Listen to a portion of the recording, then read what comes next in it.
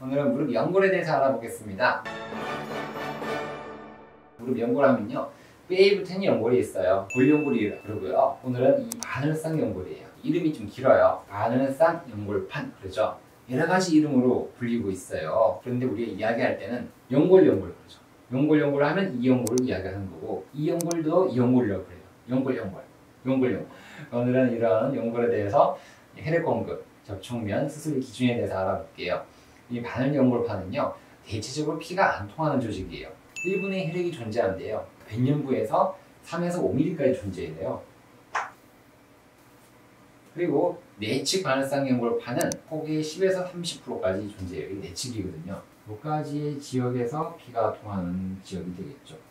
바깥쪽은요, 피가 더 안 가요. 여기는 피가 더 안 가요. 3분의 1만 간다 생각하세요. 3분의 1만 간다. 혈액 공급이 관절막과 활액막에서 시작돼요. 여기서 모세 혈관망에서 분포돼서 혈액 공급을 받거든요. 나이가 들면 들수록 혈액 공급이 줄어들게 돼요. 그런데 나이가 들면 주름 생기듯이 여기도 마찬가지가 되는 거죠. 굳이 이야기를 하면은 이게 3등분으로 나눌 수가 있어요. 여기서 여기까지는 우리가 레드 존, 여기는 레드 화이트, 여기는 레드 화이트, 여기는 레드, 여기는 화이트가 되겠죠.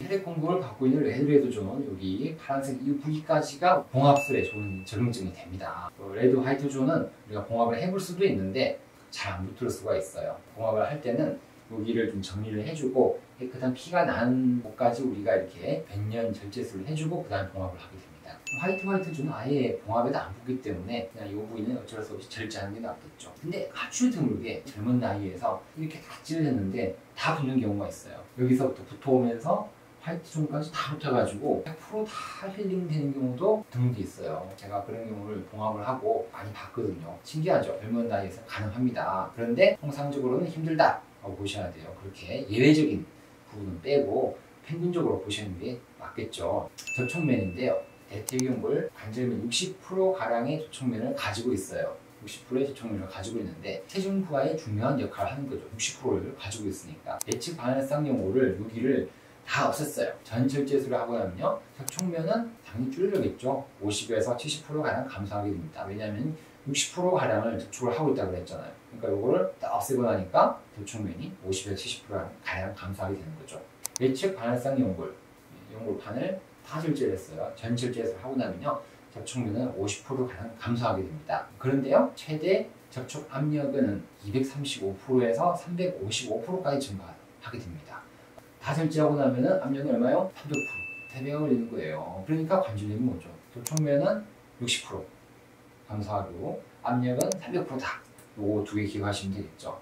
그래서 연골판을 절제할 때 있잖아요, 너덜너덜거리면 다 정리를 하게 돼요. 봉합이 안 되거든요. 다 절제를 하게 되는데 이 접촉면이 감소하게 돼요. 그러니까 접촉면이 감소하게 되면 압력이 증가됩니다. 3배가 되니까 결국 그렇게 되면은 추가적인 골연골 손상과 퇴행성 관절염이 오게 됩니다. 그러니까 여기 이 연골 부위가 여기가 깨져요. 그러면서 여기 깨지고 구멍이 나고 밑에도 이렇게 구멍이 납니다. 퇴행성 관절염이다, 퇴행성 연골 손상입니다 라고 이야기하거든요. 바늘 연골판 수술할 때는요, 되도록이면 연골판 조직을 보존해 줘야 돼요. 그래서 이 보존을 해줘야만이 장기적인 퇴행성 관절염을 막아요. 그래서 저는요, 되도록이면 봉합을 합니다. 이게 신기하게 봉합을 다 했어요. 여기서 여기까지 다 찔렀어요. 그래서 다 봉합을 했단 말이에요. 여기를. 근데 봉합을 했는데 다 안 붙어도 돼요. 다 안 붙어도 되지만 나중에 여기가 안 붙었다, 이만큼이 안 붙어도 나머지가 붙어 있으니까 얘는 큰 통증이 없어요. 우리가 살이 찢어져 가지고 있잖아요. 찢어져 있어도 그냥 살아가잖아요. 처음에 칼이 찔릴 때는 아프지만 그냥 몇 시간 지나가면 안 아프거든요. 마찬가지예요. 여기 안 붙어 있어도 덜 아파요. 그래서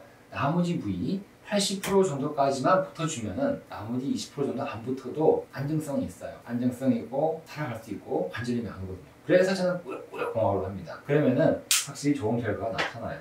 혹시나 안 붙어가지고 이게 좀 아프면은 나중에 들어가서 추가적으로 한두 땀 정도 더 해주면 되거든요. 이게 수술 방법은요, 고려를 해야 될 사항들이 많아요. 나이, 파일의 위치가 어디냐, 여기냐, 또 혈액 공급, 레드냐, 화이트냐, 파일의 형태, 이렇게 찌르나, 이런 모양, 그리고 길이, 얼마만큼 기냐, 그리고 티슈 퀄리티가 얼마만큼 쫀득쫀득하고 탄력이 잘 붙는, 너글너글거려서 봉합이 안 되느냐, 그리고 동반된 수술이 뭐냐, 십자인대를 같이 하느냐, 뭐 카티스템을 같이 하느냐 등등. 이 중에서 가장 중요한 사항은 뭘까요? 두 가지가 있어요. 혈액 공급입니다.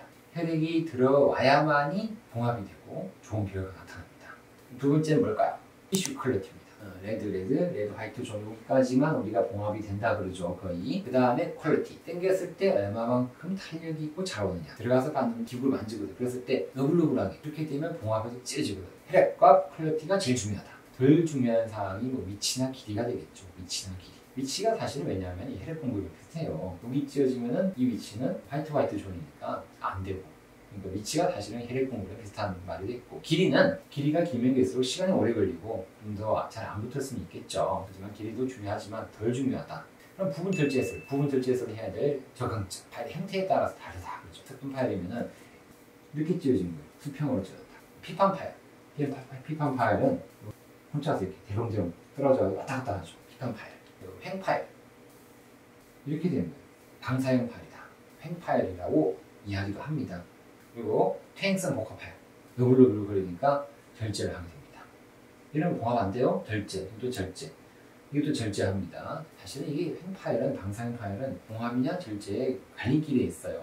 이런 수술적인 테크닉이 좋으신 의사 선생님들은 이걸 봉합을 해요. 아무래도 경험이 많이 없고 하게 되면 봉합이 힘들어서 어쩔 수 없이 절제를 하게 됩니다. 티슈 퀄리티가 퇴행성이다. 너블너블 거리면 봉합이 안 되고 절제를 해야 되고, 위치가 화이트 존이다. 그럼 봉합이 안 되고 절제를 해야 됩니다. 절제의 형태, 적응점들 쭉 살펴봤고, 봉합에 또 적응점이 있겠죠. 봉합의 적응점은 1cm 이상의 종 파일이 100년부에 5mm 이내에 있더라. 그러니까 3에서 5mm까지 피가 통한다고 그랬잖아요. 3에서 5mm까지가. 그래서 5mm예요.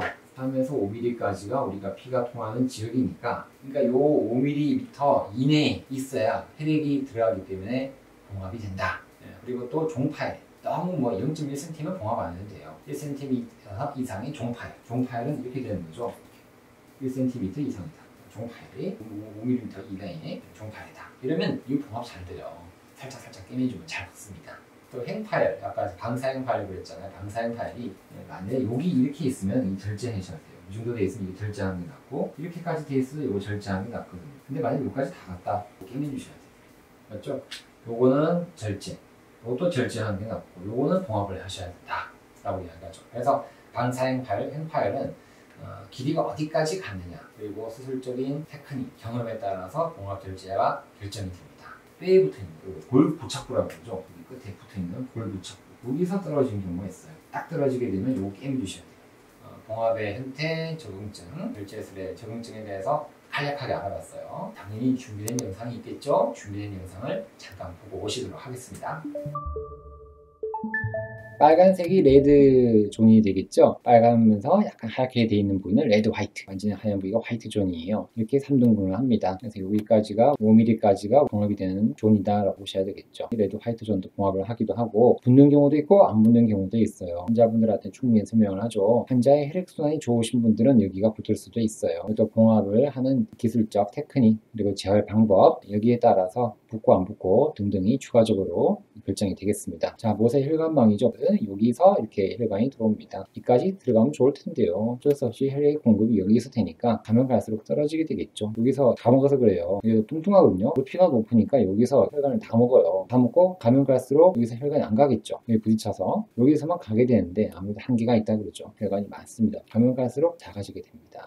이게 혈액이 어디가 많느냐라고 물어보게 되면은 끝에만 많아요. 연골의 모양에 따라서 다 다른데요. 제가 유심히 보다 보니까 환자들마다 혈액이 공급되는 게 달라요. 젊은 남자라고 하더라도 이게 안 붙는 분들은 안 붙어요. 그 말은 뭐냐면 여기에 5mm까지죠. 30%까지 봉합을 했다 하더라도 안 붙는 분들은 다 안 붙습니다. 왜냐면 혈액 공급이 여기 보시면 여기는 많죠. 여기는 없잖아요. 이 부분은. 이 부분이 많이 찢어졌다 그러면 이 부분은 안 붙는다는 거죠. 똑같이 깨맸다 하더라도 여기는 붙지만 여기는 안 붙을 수가 있는 거죠. 사람마다 혈액의 공급의 패턴에 따라서, 모양에 따라서 안 붙는 부위는 안 붙을 수가 있어요. 여기는 잘 붙겠죠. 여기는 잘 붙고 여기는 안 붙는다는 거예요. 여기 찢어지면 모양이 다 다르다라고 보셔야 되고, 안 붙는 지역이 안쪽의 연골이라 그러면 제일 뒤쪽입니다. 뒤쪽이 잘 안 붙어요. 외측 연골도 뒤쪽이 잘 안 붙고, 쪽이 중요한데 뒤쪽이 혈액 공급이 좀 떨어지니까 잘 안 붙게 됩니다. 혈액 공급은 안쪽은 30%, 가쪽은 25%까지 들어오고요. 연골 중에서도 파메티우스 적어놨죠. 이게 슬과 공이라 그러는데요. 외측 연골 뒤쪽은 피가 아예 안 통해요. 그냥 공간이거든요. 슬과 근이 지나가면서 여기에 공간이 비어 있어요. 그래서 월스트 스팟, 혈액 공급이 제일 안 됩니다.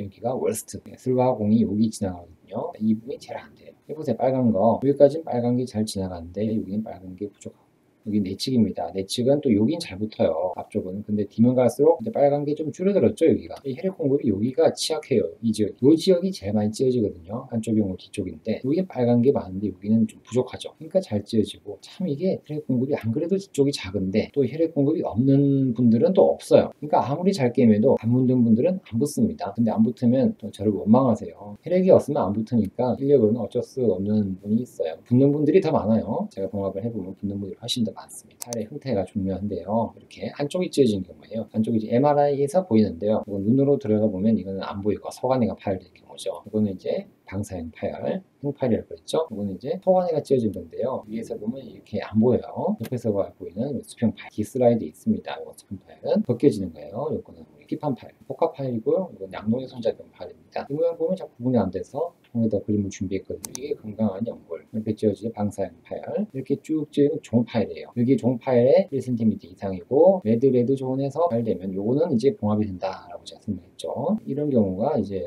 플랩 테어 판 파열인데 요거 봉합이 안 되고 절제하셔야 됩니다. 이거는 방사형 파열에 약간 비껴가는 형태가 되잖아요. 맞죠? 화이트 존은 절제해야 된다 그랬잖아요. 여기는 화이트에서 레드 화이트 존까지 좀 이어졌죠. 이런 경우는 봉합해도 안 붙어요. 이거는 절제하는 게 낫습니다. 복합 파열, 이런 퇴행성 복합 파열 요거 봉합해도 안 붙겠죠. 절제하셔야 되고 양동의 손잡이형 파열 이거 봉합이냐 절제냐 고민을 해봐야 되는데요. 여기서 찌어지면 거의 이제 레드 화이트 존에서 찌어졌죠. 화이트 존에 가까워요. 요거는 그냥 절제하는 게 낫겠죠. 수평 파열 이렇게 돼 있거든요. 이렇게 됐으면 요거 피가 안 통해요. 위나 밑에 안 좋은 부위를 절제하면 되겠죠.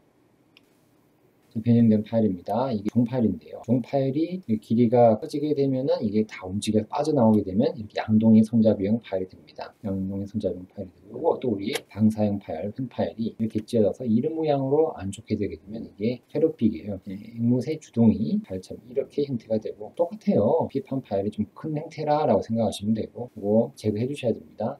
해도 안 붙어요. 이렇게 되면 꽤 아파요. 덩어리가 찌어져서 걸려있다. 덩어리는 반드시 제거를 해줘야 됩니다. 수평 파열 이상하게 되면은 플랩 테어, 피판 파열로 진행될 수도 있겠습니다. 연골 절제술은요, 이렇게 최대한 본인 살리는 것이 좋더라. 최대한 작게 해서 기능을 보존합시다 라고 이야기합니다. 이렇게 절제하고 최대한 많이 남겨놔야 관절염이 안 생기게 됩니다. 접촉 면적이 안 되겠죠. 그래서 하려고 하면은 기구가 좋아야 돼요. 하이 레졸루션 기기가 좋아서 최소한도로 절제를 하는 것이 좋겠습니다. 그리고 마무리 테두리 부분 있죠. 레드 존 5mm까지는 최대한 많이 남겨놔야 돼요. 두꺼운 부분. 이런 거는 뭐 피판 파일이죠. 복합 피판 파일 이건 반드시 절제를 해줘야 안 아프겠습니다. 요거 괜히 놔두고 계시는 분들이 있어요. 놔두게 되면 더 찌어집니다. 이렇게 물고 늘어나가지고 이 모양 보세요. 이렇게 이걸 놔두게 되면요 이렇게 다 가요. 연골 없어지거든요. 이런 경우는 빨리 절제하셔야 돼요. 이런 것도 없애줘야 돼요. 이렇게 됐으면 이것도 마무리 쳐야죠. 안 그러면 이게 다 쪄져요. 종이 찌어지듯이 다 가거든요. 그러니까 이거 적절하게 절제를 해주셔야 됩니다. 그래서 절제를 하게 되면 이게 싫어하는 분들이 있어요. 절제하게 되면 관절염이 더 온다. 하면 안 된다라고 하시는 분들이 있는데 그런 경우도 있고 수술을 꼭 해야 되는 경우도 있어요. 이런 경우는 반드시 하셔야 돼요.